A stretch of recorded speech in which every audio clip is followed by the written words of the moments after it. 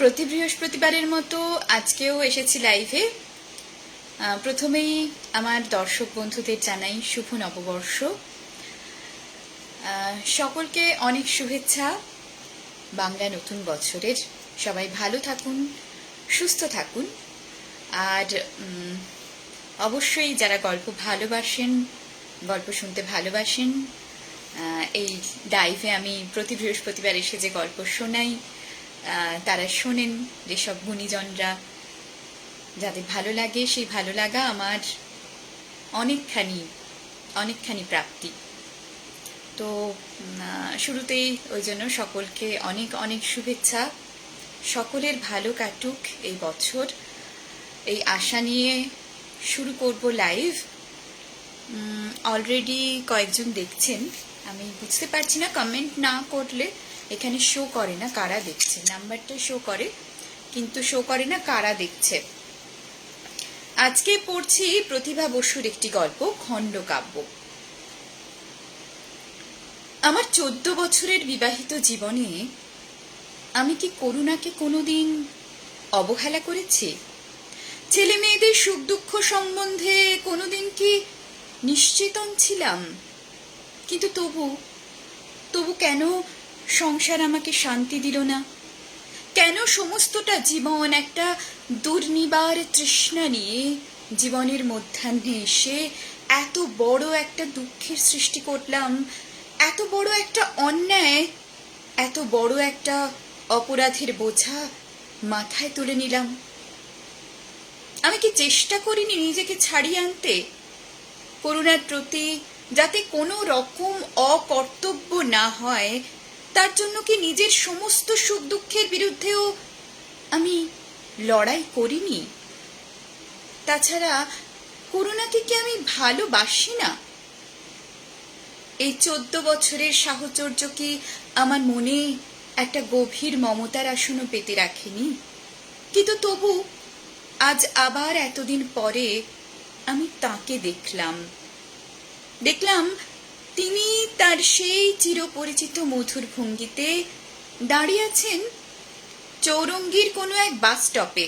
খুস্কো খুস্কো চুল, অযত্নে পরিপাটি একখানা রঙিন শাড়ির আবরণ, রোগা ছিপছিপে লীলায়িত শরীর, আর সেই প্রখর ব্যক্তিত্বশালী তীক্ষ্ণ আর স্নেহ মেশা উজ্জ্বল দুটি চোখ। ভাবিনি কথা বলবো, কিন্তু আমার অচেতন আমাকে টেনেছিল। আমি মূর্ছিতের মতো তার কাছে গিয়ে মাথা নিচু করে দাঁড়ালাম। মাথার কাপড়টা খসে গিয়েছিল, অভ্যস্ত হাতে তিনি সেটা মাথার উপর টেনে নিলেন। মনে হলো মুহূর্তের জন্য তার মুখে একটা নরম লাল আভা ছড়িয়ে পড়ল।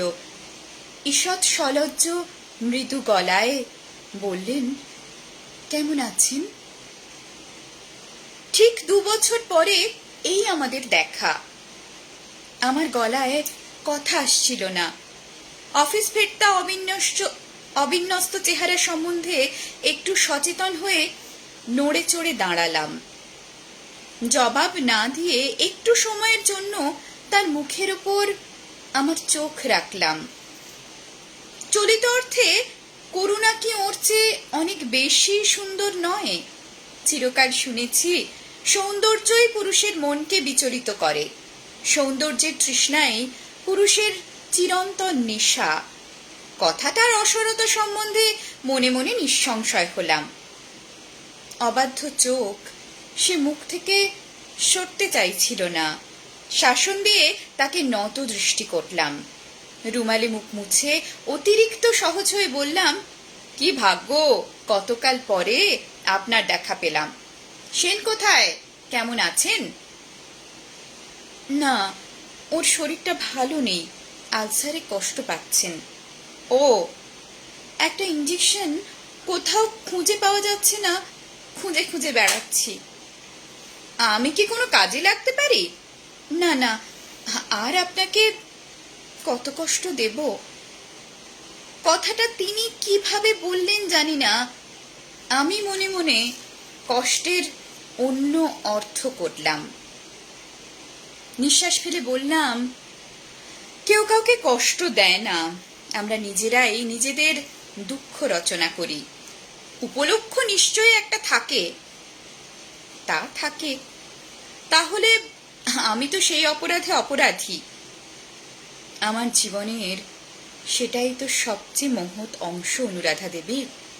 চকিতে তিনি আমার মুখের দিকে তাকালেন। বাস এলো, দ্রুত পায়ে তিনি উঠে যেতে যেতে আমার দিকে তাকিয়ে বললেন, আসুন।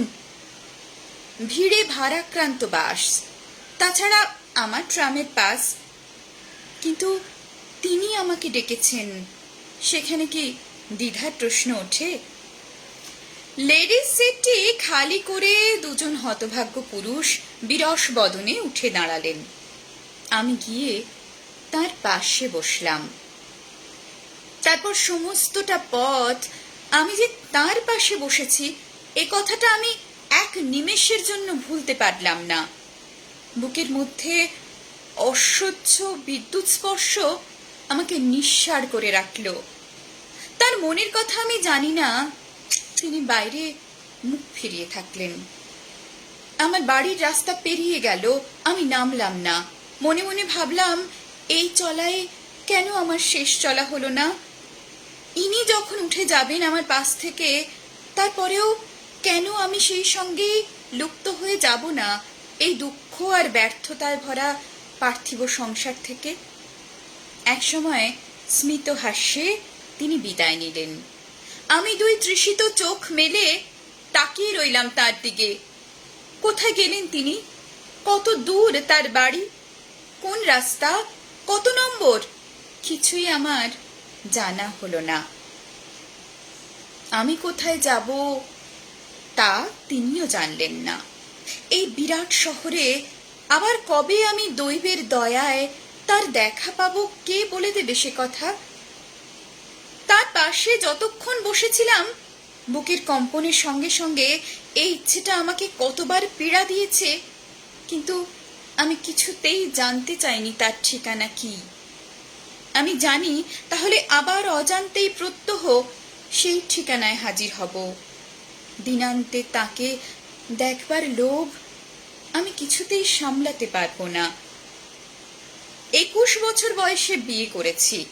একটু উশৃঙ্খল ছিলাম, কাব্যে বর্ণিত কবির মতো আমার স্বভাব। বন্ধুদের সঙ্গে অসময়ে আড্ডা দিয়েছি, কখনো নিরালা নির্জনে বসে একা একাই সমস্ত রাত কাটিয়েছি। মনে হলে সমস্ত দিন বন্ধ ঘরে কবিতার বই বুকে নিয়েও দিন কেটেছে।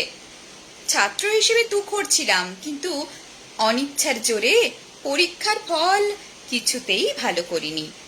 শুনেছি আমি জিনিয়াস, হতেও পারে। একসময় বাঁ হাত দিয়েও যা লিখেছি তাই নিয়েই তো ছাত্রমহল মেতে উঠেছে। আমার আকার প্রকার নকল করবার লোকেরও অভাব ছিল না। আমি মানুষটা উদ্দাম, সলজ্জ সুকণ্ঠ হওয়াকে আমি কাপুরুষতা মনে করেছি। অল্প বয়সে মা মারা যান, বাবা ছিলেন স্নেহশীল। ইচ্ছাতে বাধা না পেয়ে উদ্দামতা যখন চরমে ঠেকল, তখনই বাবা বিয়ে দিয়ে দিলেন। কিছু যে অনিচ্ছা ছিল তাও না, কোনো স্বপ্নও ছিল না। শুনলাম বউ সুন্দরী, কৌতূহল বোধ করলাম না। সুন্দর মেয়ের প্রতি আমার লোভ ছিল না। আসলে কোনো মেয়ের প্রতি আমার লোভ ছিল না। মেয়েরা আমার কাছে খেলার মতো, ইচ্ছে করলেই তাদের জয় করতে পারি। যে জয়ে কোনো কৃতিত্ব ছিল না বলে তার প্রতি আকর্ষণ আমার শিথিল ছিল। বিয়ে প্রথম রাত্রে প্রদীপের স্বপ্নালোকে আমি যখন করুণাকে দেখেছিলাম, ভালো লেগেছিল। সাগ্রহে হাত বাড়িয়েছিলাম তার দিকে, কিন্তু স্পর্শ করবার সঙ্গে সঙ্গেই আমার সমস্ত উৎসাহ স্তিমিত হয়ে এলো। আমি তখনই জেনেছিলাম এ আমার চাওয়া পাওয়া নয়। কি চাই তা জানি না, কিন্তু আমি যে পেলাম না তা বুঝেছিলাম। একটি মেয়ের শরীরের স্বাদ নিতান্ত জৈব কারণেই আমাকে আকর্ষণ করলো। অপূর্ব অনির্দিষ্ট কোনো ঐশ্বরিক আনন্দ আমি সেখানে আবিষ্কার করতে পারলাম না। তারপর আমি যখনই করুণাকে আদর করেছি, ওর লাল রঙের পাতলা ঠোঁটে চুমু খেয়েছি, নরম সাদা সুঠাম শরীরের আলিঙ্গনে নিজেকে নিষ্পেষিত করেছি, একটা দুর্নিবার অভাব বোধ তখন আমাকে সেখান থেকে বিচ্ছিন্ন করেছে। কি যেন নেই ওর মধ্যে। ফলে স্ত্রীর প্রতি আমার অমনোযোগ স্বজনদের চক্ষুশূল হলো।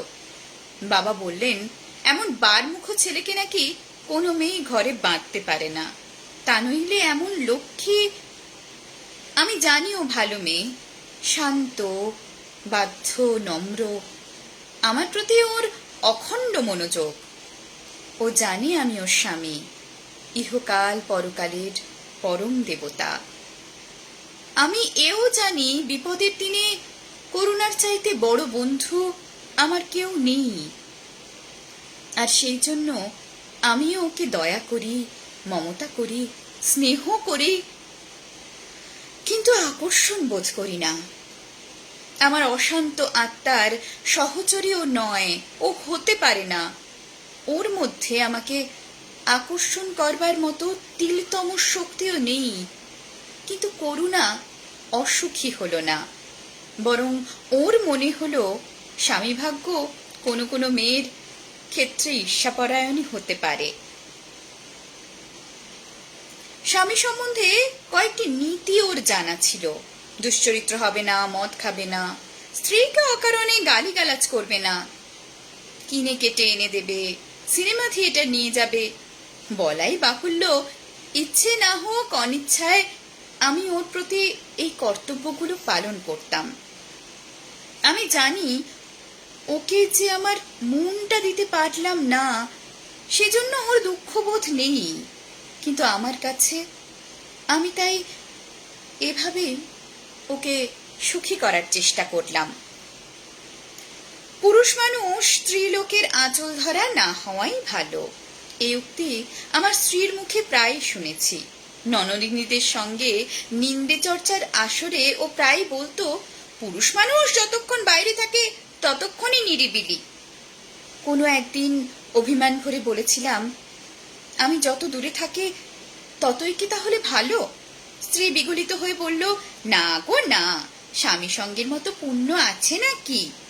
পুণ্য? মনটা নিমেষে বিষ হয়ে গেল। আমি কি ওর পুণ্যের কাণ্ডারি হয়েই থাকতে চাই? আমার মুখের পরিবর্তনে ঘাবড়ে গিয়ে বলল, রাগ করলে? না। তবে মুখ অমন করলে কেন? এমনি। না, এমনি নয়। আমি জানি আমাকে তোমার একটুও পছন্দ হয়নি, আমি যা বলি তাই। কথা না শেষ করে ও চোখে আঁচল দিল। বিরক্তিতে আমার সমস্ত চিত্ত বিমুখ হয়ে উঠল। ঘন ঘন ছেলেপুলে হতে থাকলো আমাদের। বছর বছর সন্তান ধারণের চাপে আর পালনের চাপে আমার সঙ্গে সম্পর্কটা করুণা আরো সুদূর করে আনলো।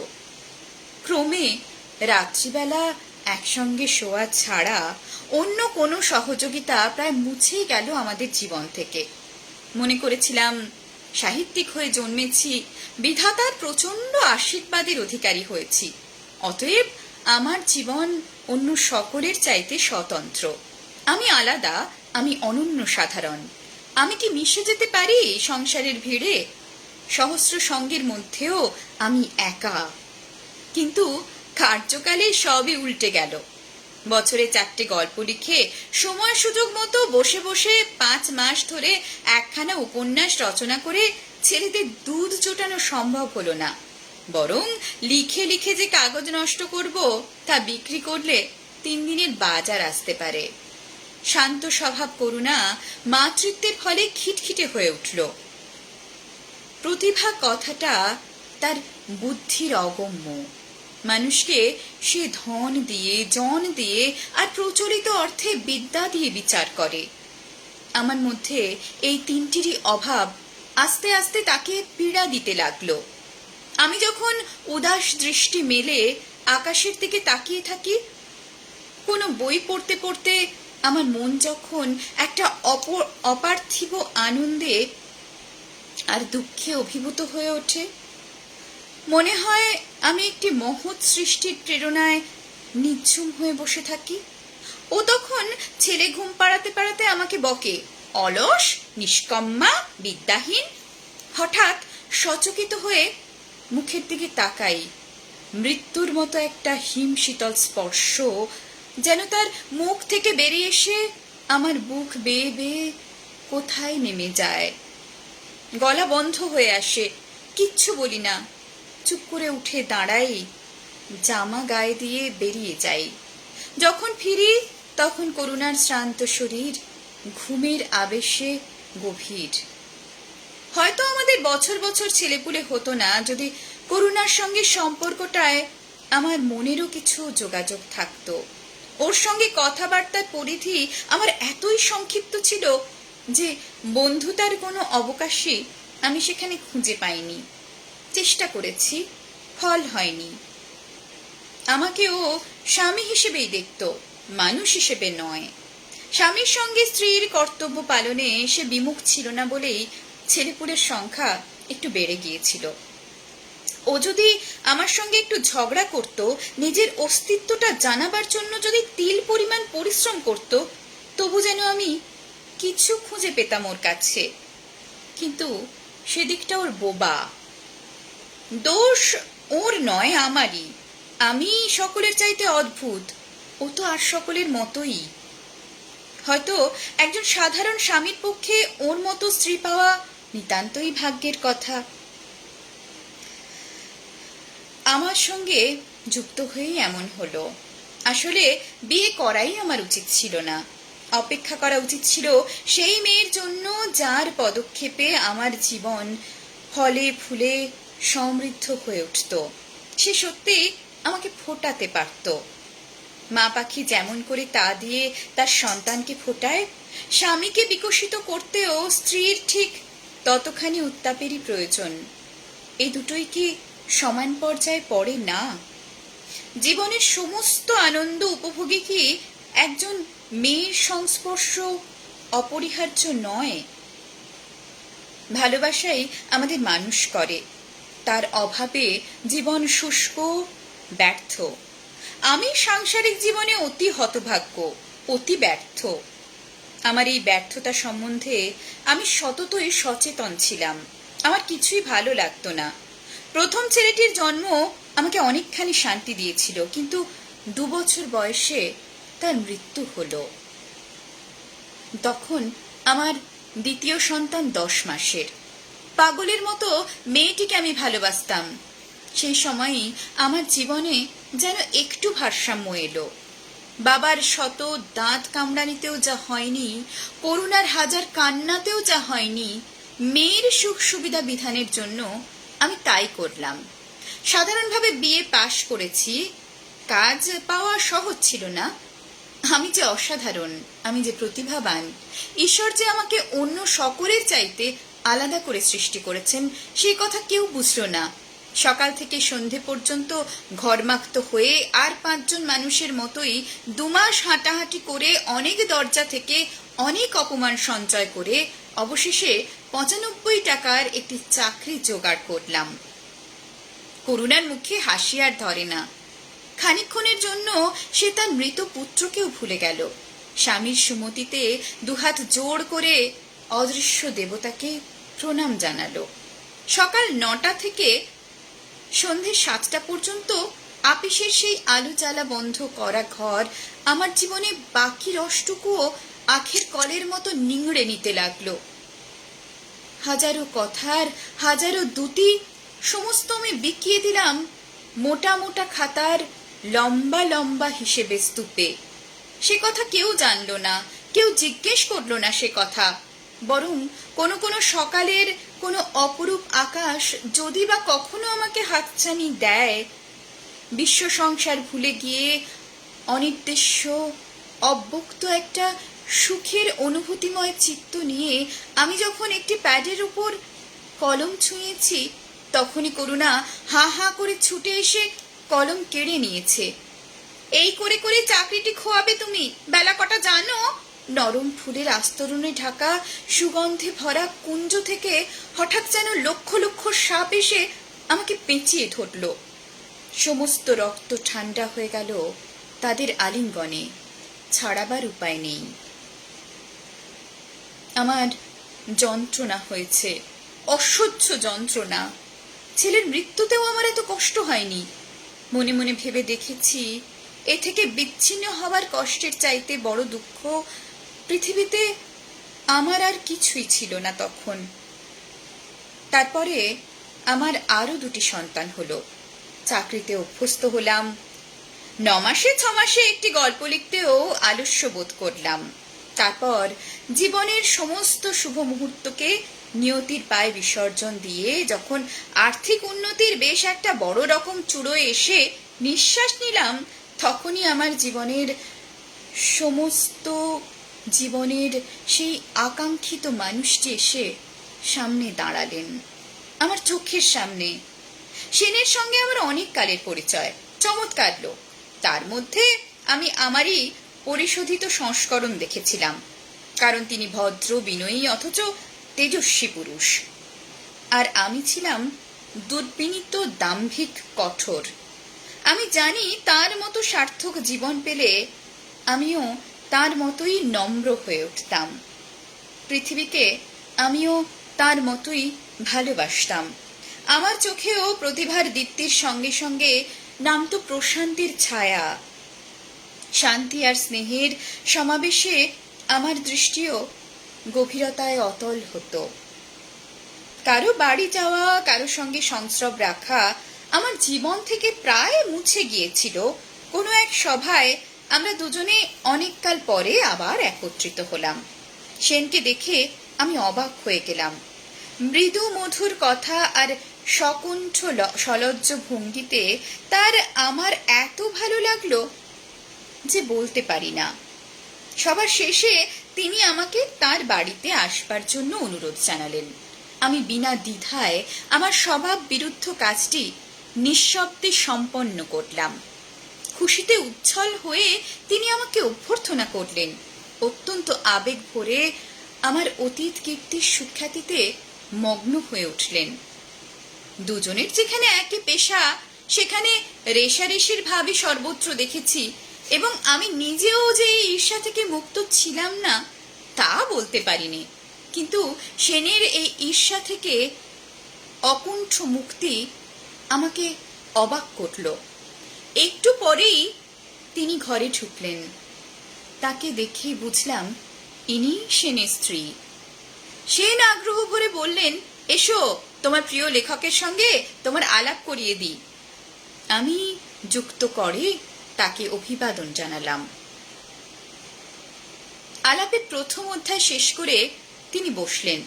রোগা ছিপছিপে মহিলা, সাদাসিধে শাড়ি আর ব্লাউজে আবৃত শরীর, পায়ে লাল কার্পেটের চটি।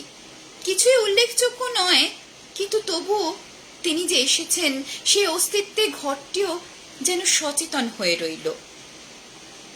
ভদ্রমহিলাদের দেখলেই আঘাত করার, উপেক্ষা করা আমার স্বভাব, কিন্তু সেদিন আমি অত্যন্ত বিনীত ভঙ্গিতে হাতে হাত ঘষে ঈষৎ হাস্য ছাড়া আর কিছুই করিনি। অনুরাধা দেবী অত্যন্ত মৃদু কণ্ঠে 2-1টি কথা বললেন। বলবার জন্যই বললেন না, জানবার জন্যই বললেন। অত্যন্ত ঔৎসুক্য নিয়েই তিনি আমার সাহিত্যিক জীবনের তথ্য জানতে চাইলেন। তার আন্তরিকতার মূল্য আমি অস্বীকার করতে পারলাম না। যখন বাড়ি ফিরলাম, ওদের স্বামী স্ত্রীর যুক্ত জীবনের একটা পরম শান্তির হাওয়া যে আমাকেও স্পর্শ করেছে সেটা বেশ স্পষ্ট করেই বুঝতে পারছিলাম। ওরা যে সুখী এ কথাটা আমার বুকের মধ্যেও একটা সুখের আবেগ আনলো। চুপ করে শুয়ে শুয়ে অনেক রাত পর্যন্ত ওদের কথাই ভাবলাম। সেনের সুন্দর জীবনের পিছনে যে অতখানি শান্তি আছে তা ভেবে ভালো লাগলো। যে অভাববোধ নিজে প্রতিনিয়ত দগ্ধ হচ্ছি তা থেকে একজনকে মুক্ত দেখে আনন্দ হলো। মনে মনে বললাম, ঈশ্বর ওদের সুখ অক্ষুণ্ণ করো। শনিবার আপিস তাড়াতাড়ি ছুটি হলো এবং কোনো এক অদৃশ্য শক্তি আমাকে আবার সেনের বাড়িতে টেনে আনলো। দুজনের আন্তরিক অভ্যর্থনায় আমি অভিনন্দিত হলাম। সময়ের উপর এরা সীমা টানেননি। বন্ধুতার উত্তাপে আমাকে অনির্দিষ্টকাল পর্যন্ত অভিভূত করে রাখলেন। সহসা ঘড়ির দিকে তাকিয়ে আমি উঠলাম। দরজা পর্যন্ত এসে ওরা আমাকে বিদায় দিলেন। আমি সেই অবকাশে অনুরাধা দেবীকে ভালো করে দেখলাম। তার মাঝারি আকারের দুটি চোখের তারার ঔজ্জ্বল্য আমার অন্তরকে বিদ্ধ করল। আমি জানলাম এই সেই মেয়ে, সমস্ত জীবন ধরে আমি যাকে খুঁজে বেড়াচ্ছি। অত্যন্ত নির্দোষ ভালোবাসা, যিনি আমার আত্মার প্রিয় অধীশ্বরী, তাকে যে আমি আমার দৈহিক জীবনে পেলাম না, এ নিয়ে আমার মনে কখনো অভিযোগ আসেনি। কিন্তু তাকে আমি না দেখেও থাকতে পারলাম না। তিনি যে আমার, এ কথাটা যেন হৃদয়ের গভীরে মোটা মোটা অক্ষরে লেখা হয়ে গেল। আমার কত ব্যর্থ সন্ধ্যা আবার মধুরতায় ভরে উঠল ওদের সংস্পর্শে। আমি আবার মানুষের মতো বাঁচতে আরম্ভ করলাম। চাকরি আর নিরস বিবাহিত জীবনের বাইরে আমার জন্য একটি স্বর্গ রচনা করলেন অনুরাধা দেবী। তার কথা, তার ব্যবহার, তার ব্যক্তিত্ব সমস্তটা মিলিয়েই তিনি, তার সমস্ত কিছুই আমার জীবনের পরম কেন্দ্র, আমার জীবনের নতুন অধ্যায়। যতক্ষণ তাদের কাছে থাকতাম, সেনের সুখী জীবনের আভা আমাকে উদ্ভাসিত করত। অনুরাধা দেবীর পরিচ্ছন্ন বুদ্ধি আমাকে সম্মোহিত করত। সময় যে কেমন করে গড়াতো আমি জানি না, নিতান্তই না উঠলে নয় এমন একটি সময়ে নিজেকে জোর করে আমি বিচ্ছিন্ন করতাম। বাড়ি ফিরে ঢাকা ভাত খেয়ে শুতে যেতাম। করুণা ঘুমের মধ্যেই আড়মোড়া ভেঙে বলতো, এলে রোজ রোজ এত রাত করে ফেরো কেন? আমি জানি এ কথা সে জবাবের প্রত্যাশায় বলেনি। পুরুষ মানুষ সন্ধেবেলা তাস পাশা খেলতে বেরোবেই, তাই নিয়ে অকারণ অভিমান তার ছিল না। আমার সেটাও একটা বাঁচোয়া ছিল। শুতে শুতে রাত 12টার বেশি হতো, শুয়েও আর ঘুম আসতো না। আমার চোখকে অনুরাধা দেবী তার রোগা ছিপছিপে শরীরটি দিয়ে ভরে রাখতেন। আমি মনে মনে তার স্পর্শ অনুভব করতাম, তার সান্নিধ্য স্বপ্নে বিভোর হয়ে থাকতাম। তারপর হঠাৎ আমি যেন আরেকটা মানুষ হয়ে উঠতাম। আমরা দুজনে যেন একই আত্মা, একই দেহ। এতক্ষণে সেন যে অনুরাধা দেবীকে নিয়ে এক শয্যায় শুয়েছেন, অনুরাধা দেবী যে তার প্রাণের প্রাচুর্য নিয়ে এতক্ষণে তাকে ভরে তুলেছেন, নিরালা নিভৃত হয়ে ওরা পরস্পর পরস্পরের মধ্যে বিলীন হয়ে গেছেন, একথা কল্পনা করতে করতে হৃদয়ে ঘন ঘন কম্পন হতো। বুকের মধ্যে কে যেন আমাকে বলে দিত, সে সুখ আমারই। এ সময়টায় সত্যি আমি সুখী হয়েছিলাম, খুব সুখী। সমস্তটা দিন গেলেই যে সন্ধ্যা, এ কথাটা আমাকে নতুন জীবন দিল। নতুন প্রাণের অঙ্কুরে আমি আবার সতেজ হয়ে উঠলাম। আপিসের হিসেবের খাতা স্তূপেই আমি আবার স্বপ্ন খুঁজে পেলাম। আমার বহুদিনের বিরহ শীর্ণ খাতার পাতা আবার কালো কালির অক্ষরে ভরে উঠল।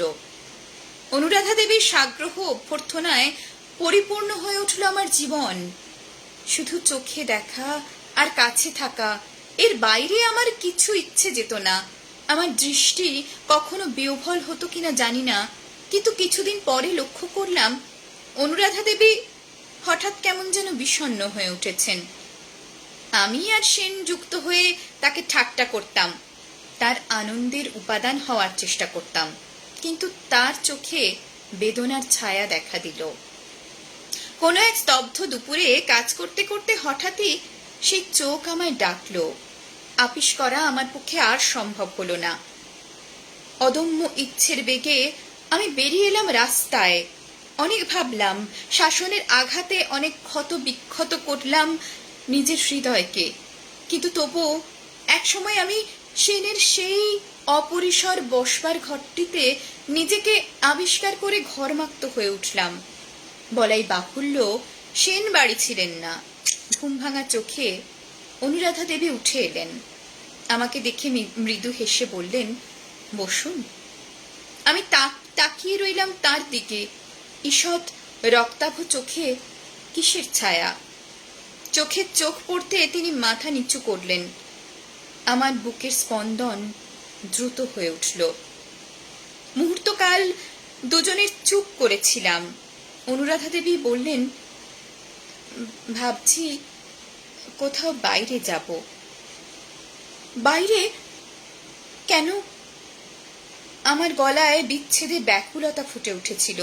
তিনি পরিষ্কার গলায় বললেন, ভালোবাসার শক্তি অপরিসীম, তার আকর্ষণ মৃত্যুর মতো অনিবার্য। অনুরাধা দেবী, আমি জানি আপনি আমাকে ভালোবাসেন। অনুরাধা, তার দুর্নিবার টানে আমার মতো সুখী জীবনও বিপর্যস্ত হয়ে যেতে পারে।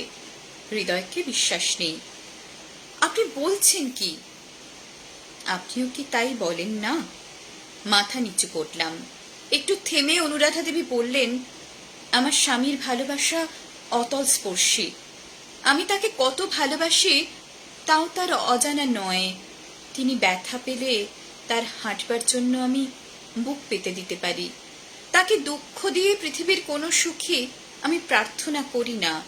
আমি স্ত্রীলোক হয়ে এমন কথাও মনে মনে ভাবি, তিনি যেরকম নির্ভরশীল অসহায় মানুষ, তাকে ফেলে যেন আমার মৃত্যুও না হয়। কিন্তু আমি আস্তে আস্তে উঠে দাঁড়ালাম।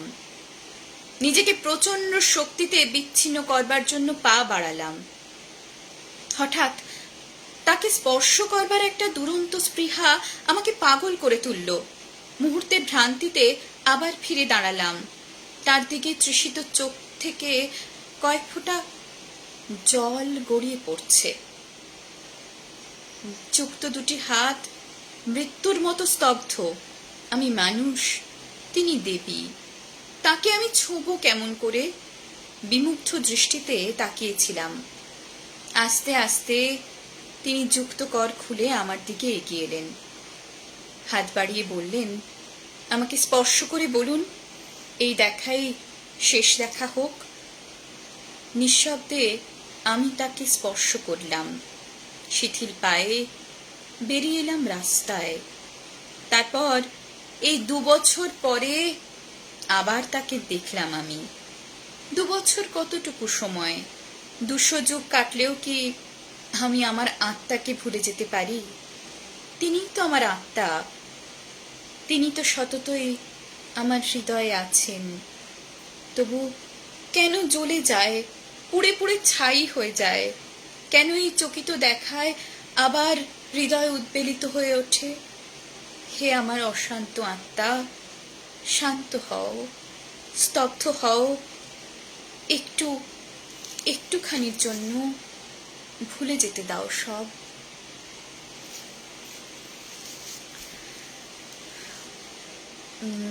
আমি কমেন্টগুলো পড়ে নিই, যারা ছিলেন এতক্ষণ সঙ্গে। Mamoni Pranata Ghosh is watching, thank you. Sathi Mukherjee বলছেন, অনেক ভালোবাসা। আপনাকেও অনেক শুভেচ্ছা, নববর্ষের শুভেচ্ছা এবং ভালোবাসা।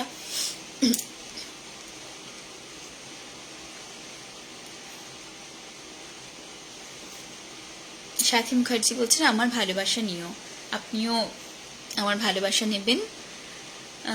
মামনি বলছে, আছি। হ্যাঁ হ্যাঁ, তুমি তো রোজই শোনো, থ্যাংক ইউ। নাসির উদ্দিন বলছেন, অসম। আমি ঠিক বুঝলাম না। অসম, অসম থেকে আপনি দেখছেন? আমি ঠিক বুঝলাম না। নাসির উদ্দিন বলছেন, অসাধারণ আবৃত্তি। এটা আবৃত্তি নয়, গল্প পাঠ। Thank you so much. ভালো লাগছে বলছে মামনি, থ্যাংক ইউ। অনেক অনেক ভালো হয়েছে দিদি। মোহাম্মদ সালাহ উদ্দিন বলছেন, অনেক অনেক ভালো হয়েছে দিদি। অনেক ধন্যবাদ আপনাকে। Asit Sarkar is watching, thank you so much. Rakesh Gupta is watching, thank you so much. কেমন আছো? অনেকদিন পরে তুমি আমার লাইভে। বৈদ্যনাথ মালো বলছে, নমস্কার। নমস্কার, আপনাকেও নমস্কার, নববর্ষের অনেক অনেক শুভেচ্ছা। ইমরান খান ভাই ইজ ওয়াচিং, সরি দেরিতে হলেও জয়েন করতে পেরেছি। হ্যাঁ, ডিউটি থেকে মাত্র আসলাম। আচ্ছা, তাহলে একটা লং টায়ারিং ডে, আর তারপরে গল্প শুনে কেমন লাগলো? আচ্ছা, অসাধারণ সুন্দর গল্প পাঠ, thank you so much. Imran Khan বলছেন। আচ্ছা, আর আমি কোনো কমেন্ট কিন্তু পাইনি।